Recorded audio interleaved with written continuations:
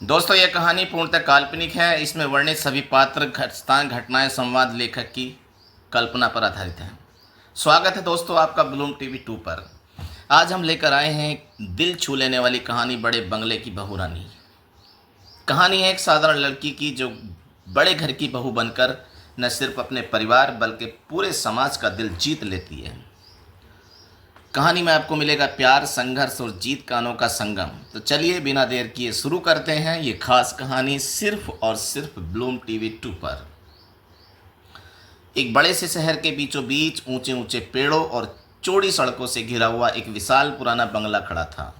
उस बंगले के गुंबद जैसे छतें, संगमरमर की सीढ़ियां और लंबी बरामदियां देखकर कोई भी दंग रह जाता। लोग उसे दूर से ही शाह बंगला कहते थे। उस बंगले में रहते थे राजवीर चौधरी।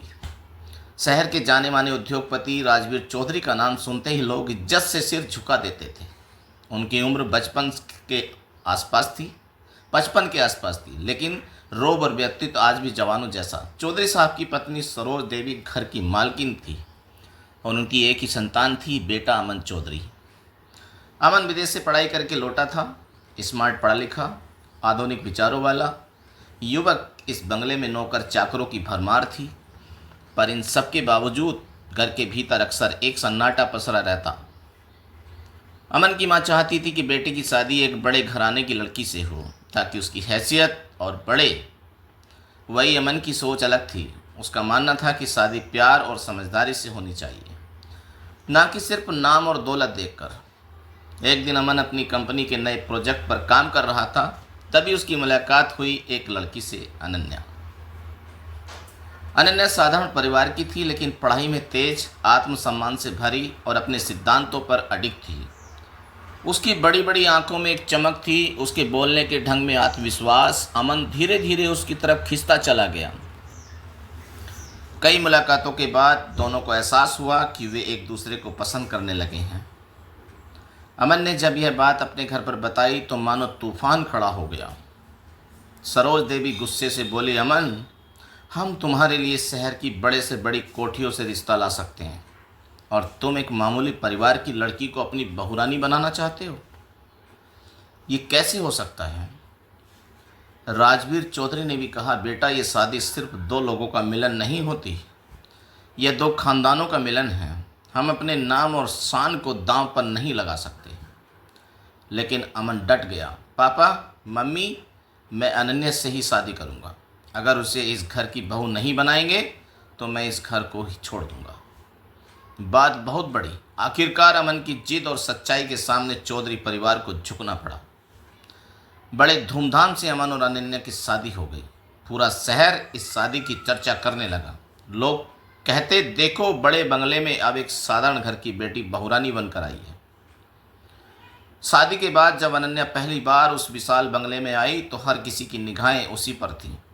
साड़ी में सजी, हल्के गहनों में, चेहरे पर मासूमियत और आत्मविश्वास लिए हुए। जब वह घर के अंदर आई तो नौकर चाकर भी हैरत से उसे देखने लगे। घर की बड़ी बहुरानी बनने का मतलब सिर्फ सम्मान नहीं बल्कि ढेर सारी जिम्मेदारियां भी थीं। सरोज देवी शुरू से ही अनन्या को पसंद नहीं करती थी। वे हर मौके पर उसे नीचा दिखाने की कोशिश करती। ये बर्तन ऐसे नहीं रखे जाते, तुम्हें खानदान के तौर तरीके नहीं आते, हमारे घर की बहू को हर काम में परफेक्ट होना चाहिए। ऐसी बातें अनन्या रोज़ सुनती। कई बार तो नौकरानी भी उसकी अवहेलना करने लगती, क्योंकि उन्हें पता था कि मालकिन उसे पसंद नहीं करती। लेकिन अनन्या हार मानने वालों में से नहीं थी। उसने तय कर लिया था, वह इस बड़े बंगले की बहुरानी बनकर सबका दिल जीत कर रहेगी। वह सुबह सबसे पहले उठती, घर का हर काम अपनी आंखों के सामने करवाती, नौकर चाकरों से इज्जत से बात करती। उसकी यही आदत धीरे धीरे सबको प्रभावित करने लगी। नौकर कहने लगे, नई बहू तो हमसे भी परिवार जैसा व्यवहार करती है। शादी के कुछ ही समय बाद अमन को बिजनेस के सिलसिले में विदेश जाना पड़ा। अब अनन्या को घर और समाज दोनों का सामना अकेले करना था।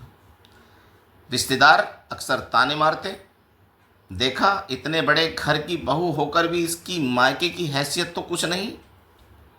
पता नहीं चौधरी परिवार ने क्यों इसे बहू बना लिया। ये बातें अनन्या को भीतर तक चुभती।